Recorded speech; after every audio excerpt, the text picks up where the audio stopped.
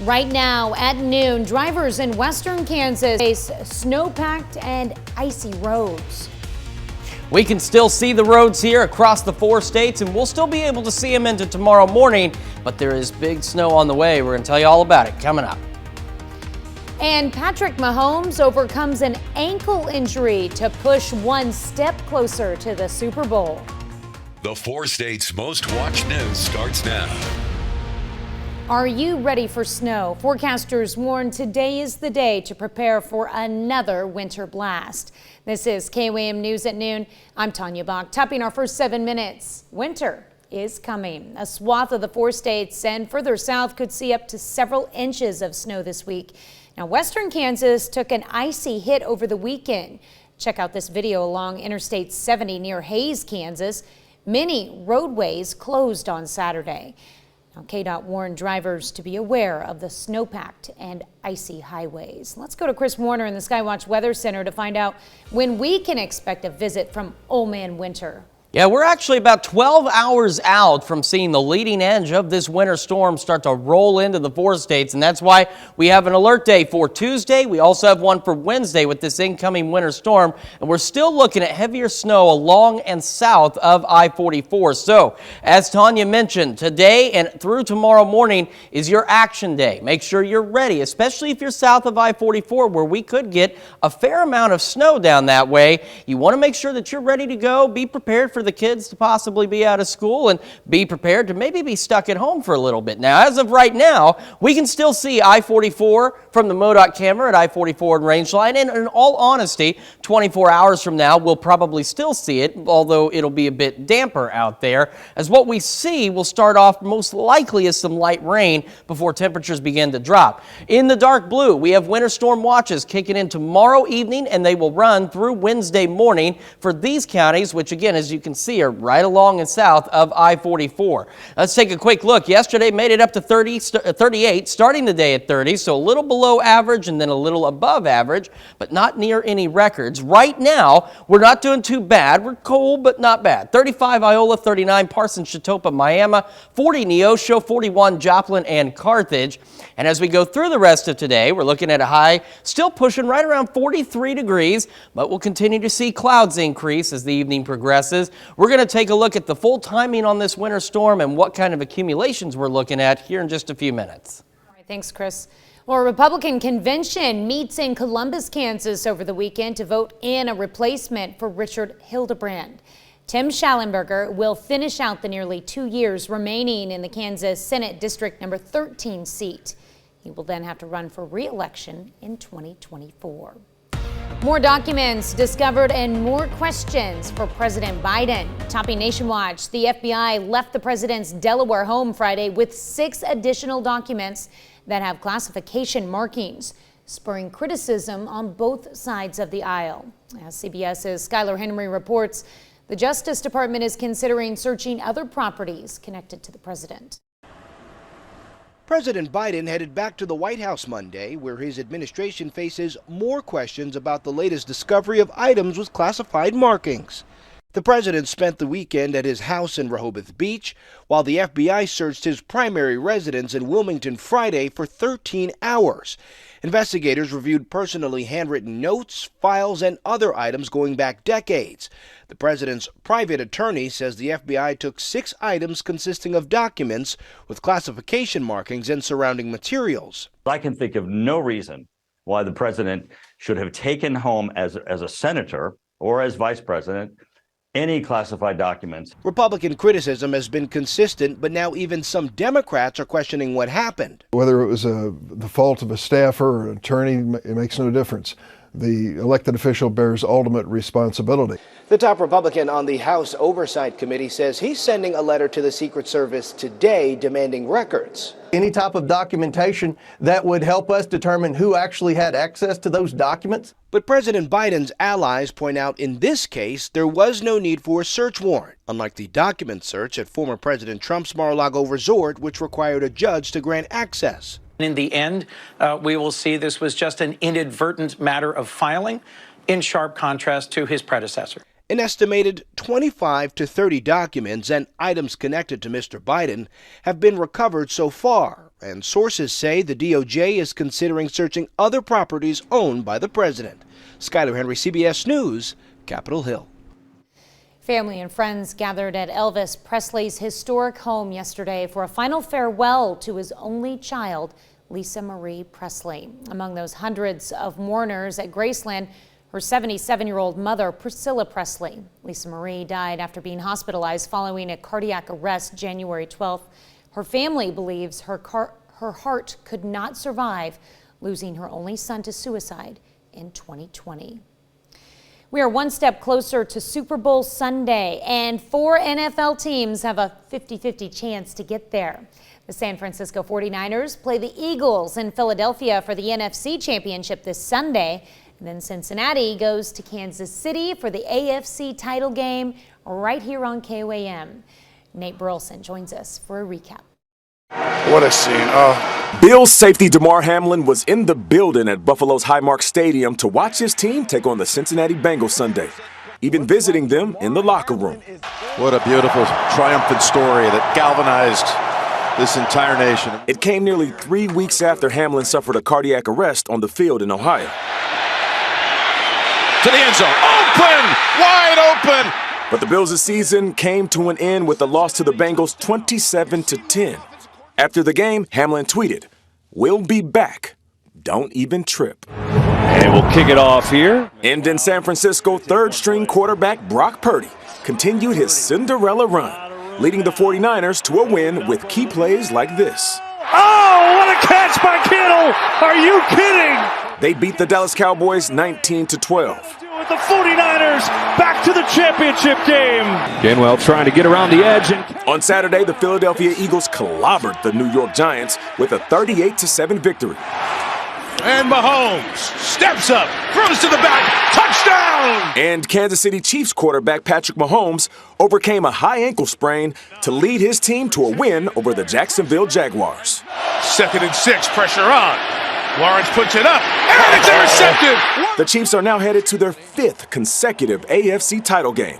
Here's what tight end Travis Kelce had to say about it. One down, another to go. Let's keep this thing rolling, baby. Nate Burleson, CBS News. That's a look at today's top stories and weather in our first 7 minutes. Up next on KOAM News at noon, one of the hottest holiday gifts is turning into a headache at the ER. We look into serious injuries that could happen when you put on that VR headset. And later, we're making a candy bar pie in the Mr. Food Test kitchen. It was a hot holiday gift, but could wearing a virtual reality headset be putting users at risk of serious injury? Christine Lazar spoke with one woman who has potentially permanent damage to her eye after an accident while playing a VR game. Do you know what I mean? Yeah. It was supposed to be a fun Friday night at home for Emily Melquest and her son Jack.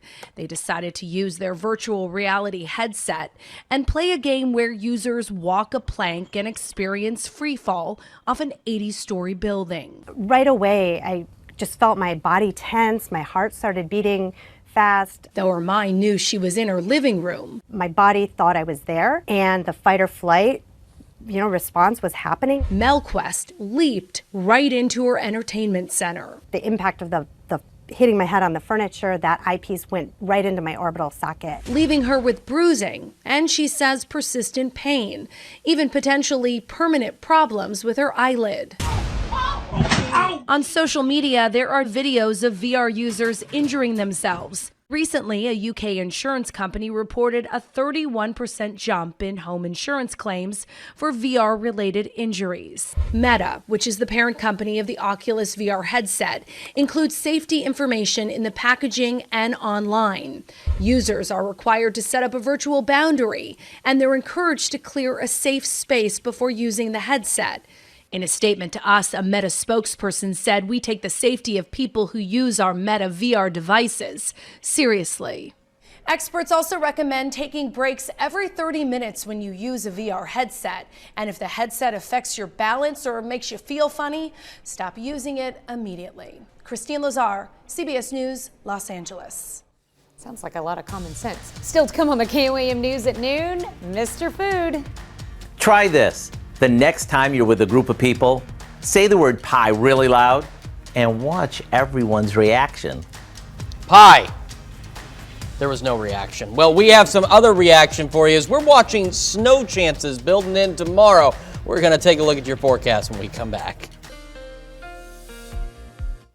Welcome back to the KOAM News at noon. We've got a decent day today. I mean, granted, it is chilly, but we're not doing too bad as of yet. But that's about to change as we've got an alert day that kicks in for Tuesday and for Wednesday for an incoming winter storm. And right now, as we saw through this morning, we're still seeing the heaviest snow appears to be confined to along and south of Interstate 44. Speaking of Interstate 44, so we're talking along and south of Interstate 44 is where we're looking at the heaviest snow potential at this point. So right now, we can see the interstate on the MoDOT camera there at I-44 and Range Line as it looks off to the east, and we'll very likely be able to see it by this time tomorrow, but it's going to be a little bit on the damp side. Skywatch Storm Tracker, get a good look because it's calm for right now. It's going to change by this time tomorrow. We do have winter storm watches for the counties in blue. These start tomorrow evening officially and will run through Wednesday at about 9 a.m. And this is again where we're looking at the heaviest snow potential. It is very likely we'll see additional winter weather advisories and alerts issued as we head through tonight and into tomorrow morning. I wanted to show you the scope of this system. These are winter storm watches from western Ohio, Indiana, Illinois, back through Missouri, Arkansas, all the way back into western Oklahoma, and then the system itself, winter storm warnings across parts of New Mexico and into the Texas Panhandle, and that's the system that's going to be moving northeasterly and start making impacts on us here and again about roughly 24 hours. So now is your take action time. Get ready, especially along and south of I-44 where we could see that heavier snow. Make sure you're ready to go. Make sure you've got stuff you need. Make sure you're prepared to maybe be stuck at home for a couple of days, especially in the hilly terrain down there. And also be prepared for the kids to be out of school for a couple of days. Not everybody, though, is going to get a ton of snow. Right now, it's looking like everybody will get snow, but not everybody's going to get a ton. So between about 11 and 1 tomorrow, we're going to see this system move in. Let me show you that again.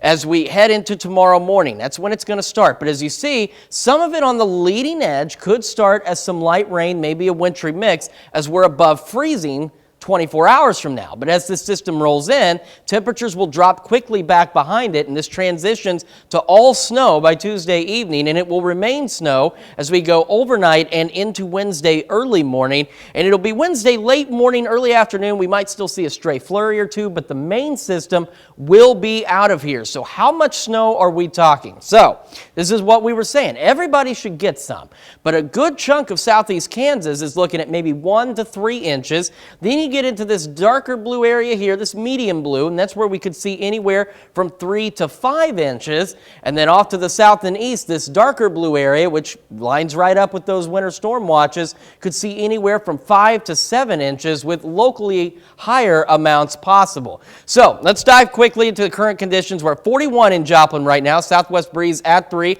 Across the region, again, a fairly chilly start for us. 35 Iola, 39 Chetopa, Miami, 40 Neosho, and 41 in Carthage. Still looking at a high today of about 43 degrees, and the clouds will continue to increase. If you're planning an evening out, we're holding right around freezing, and clouds again maintaining in the area. Tonight we're down to a low of 30 with cloudy skies across the region. And let's take a quick look at that 7-day forecast. So again, alert days Tuesday and Wednesday. We've covered all that. Breaking the activity as we head into Thursday. Maybe some flurries late Friday, otherwise 46. 54 on Saturday with rain chances, but then we drop down to 28, so that rain turns into a wintry mix heading into Sunday morning with a high of only 35. So we've got several winter weather chances. Big one tomorrow into Wednesday, another one possible this weekend, and we're watching another one by Tuesday of next week as well. So just be prepared. Winter is here. Yeah, it's here. That's for sure. It's settling in. All right. Thanks, Chris. We take this time to honor today's four-state hero, Private First Class Howard Keith in the U.S. Army.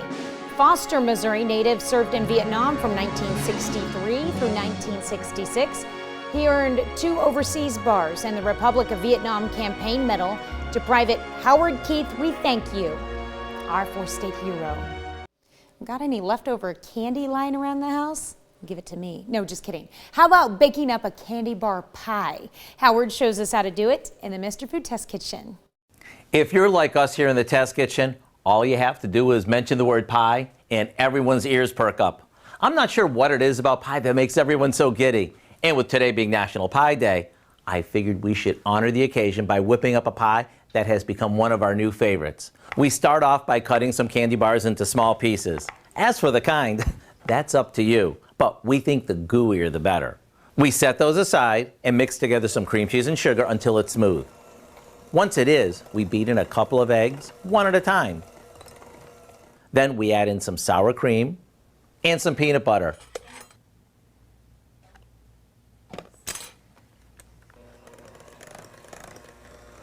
And we keep beating it until it looks light like this. Now, we line the bottom of a store-bought pie crust that we've baked off with the candy that we've cut up. On top of that, we spoon on the filling and into the oven it goes until the center is set. After it cools, we finish it off with a basic ganache, which is simply some chocolate chips that we melted in warmed up heavy cream. Once it's set, it's ready to serve. I do have to warn you though, that this is one of those desserts that seems to disappear in a flash. The good news is the recipe for our candy bar pie is online now, just in time for us to celebrate National Pie Day. I'm Howard in the Mr. Food Test Kitchen, where today we created a gooier way for you to enjoy all of the, ooh, it's so good. I would make that with a butterscotch chocolate chip and Butterfingers. That'd be good. You can find this recipe along with a lot more good food from the Mr. Food Test Kitchen online. Just go to our website at KOAMnewsnow.com. Here's a look at our 4-state market prices.